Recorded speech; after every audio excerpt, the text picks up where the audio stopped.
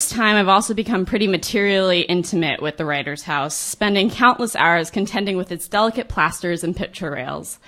3 years ago, KWH admin consigned their art program to a plucky 19-year-old ingenue, and 16 exhibitions, many snafus, player pianos, Canadian airfares, and supple budgets later. I somehow know where I'm going with my life, and moreover know my own capacity to do more than just think about it.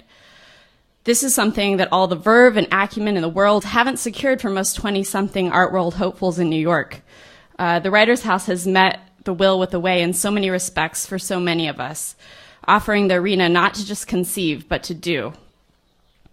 I will sorely miss having an atypically generous literary nonprofit around to fund my every whim. But more than that, I will miss the confidence that I was afforded before I deserved it here. I will miss that moment sophomore year when Jessica handed me some keys and told me I could run this gallery before I had 15 internships and a game face to back me up. I will also miss running into the hub office, gushing, grouching, being authentic and comfortable primarily, and professional and efficient secondarily. It's been said so many times before, but I really genuinely do have the closest thing I have to a family here, the staff of the Writers' House, to thank for that. I love you all. I just wanted to say thank you individually to a few. Erin, I've learned so much from you about being a smart, self-possessed woman, about cooking with curry, about budgeting, about boys, about having a damn good time and getting shit done. These past 2 years have been particularly amazing for two additions to room 109 in the back of the house. Michelle Taransky, who manages to be both a responsible mentor and logistical aid for processing my insane projects, and a really steadfast emotional support as well. And for Miss Alice Juna Godfrey, it's really been a beautiful thing how much joy you shared, Jessica, by letting us help love your daughter a little bit every day.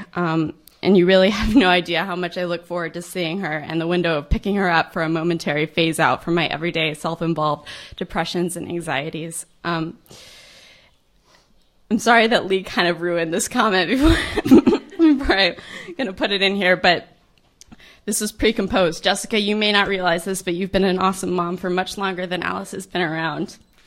I can't think of anyone who's done more on a nitty-gritty personal level, on a both indulging and stabilizing intellectual level, on an uber respectful, optimistic, and patient, pragmatic level to help me succeed. You've again and again met me where I was and helped me get where I needed to be, and I can really never, ever thank you enough. One other thing. I almost forgot. So the second semester of my sophomore year was a pretty emotionally trying semester for me for various reasons. It also coincided with my taking Jean-Michel Rabotet's Joyce class, which was sort of the perfect, not quite antidote, but counterbalance to the psychological state I was in for those few months.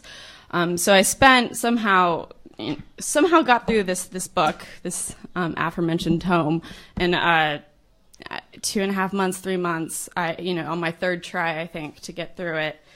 And I had stolen the Writers' House copy of Ulysses, not wanting to purchase my own at that point. And it literally fell apart with me during the course of the semester. I was actually, this is terrible, silly. I would read it walking down the street. As that happened over the course of several months, the binding literally disintegrated.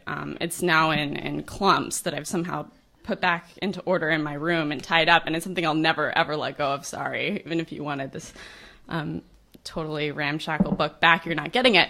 So I purchased another copy of the Gabler edition to replace that one with in the Writers' House library. And I'll put it up there before I leave today.